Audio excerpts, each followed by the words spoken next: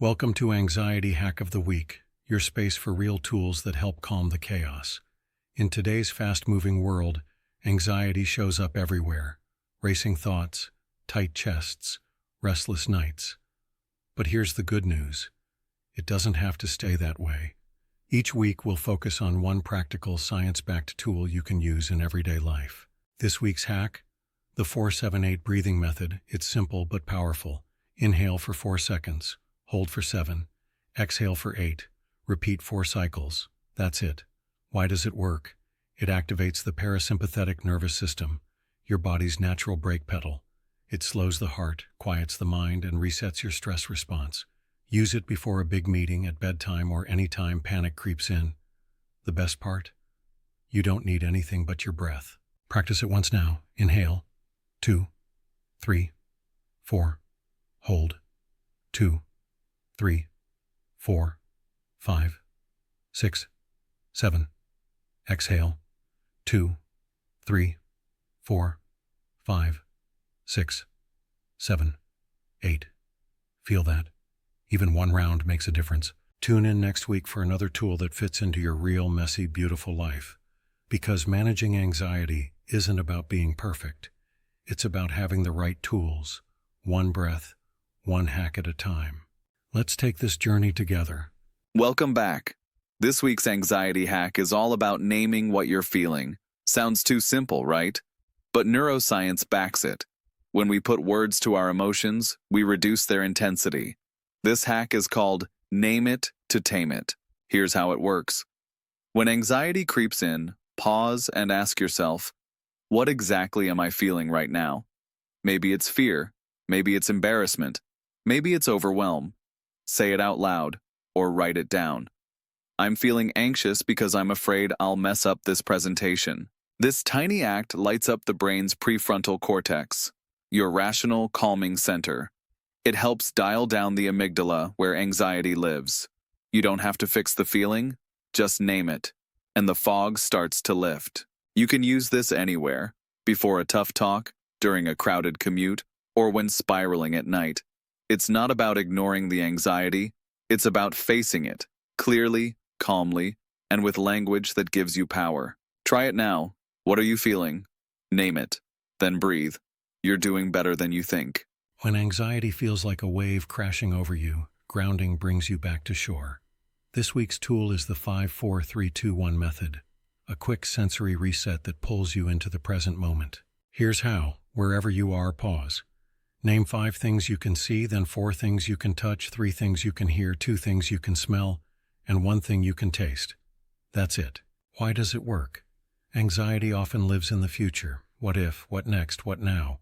This method roots you in the now, and the now is usually safer than your mind makes it seem. You don't need a quiet room or fancy tools, just your senses. You can ground yourself in the car, in a meeting, even mid-panic. Let's try it. Look around. 5 things you can see. Say them out loud. Now feel 4 textures around you. What can you hear? Smell? Taste? Your body knows how to come home to calm. This tool just reminds it. Use the 5-4-3-2-1 method anytime anxiety pulls you away from now, because the present moment is where peace lives. This week's hack is unexpected. Make time to worry. Yes, on purpose. It's called the worry time window. The idea? Instead of fighting intrusive thoughts all day, give them a place to land. Here's how it works. Pick a 10-15-minute window each day.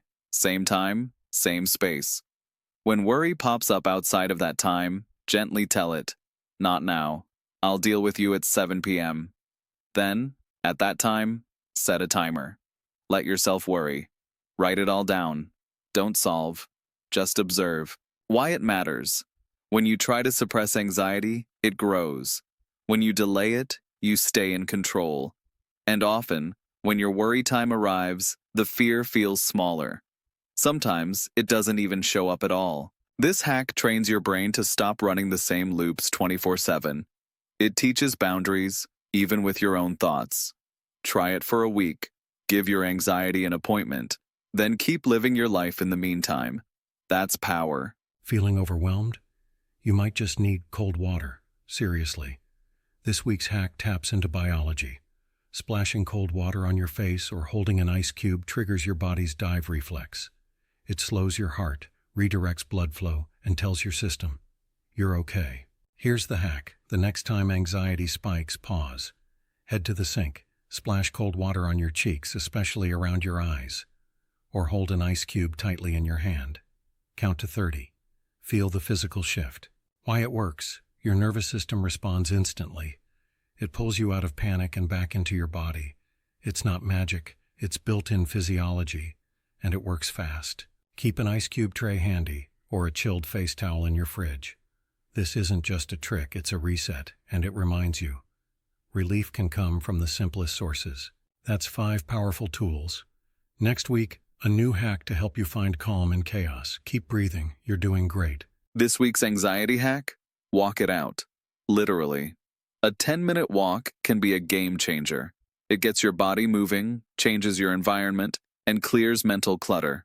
When anxiety spins in circles, walking gives it a new path. You don't need to speed walk or hike a mountain.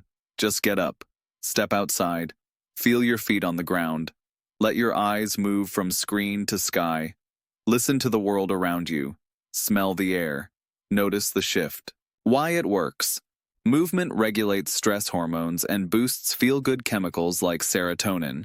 It also gives your brain something else to focus on. Rhythm, breath, scenery. Stuck inside? Walk in place? Pace a hallway? March around your kitchen? Your body doesn't care where, just that you move. Anxiety thrives on stillness and stuckness. This week, give it motion. Give it air. Take 10 minutes and walk it out. Let's talk sound. Music isn't just background noise, it's a nervous system hack. This week, we're using it to anchor and redirect anxious energy. Pick a song that calms you.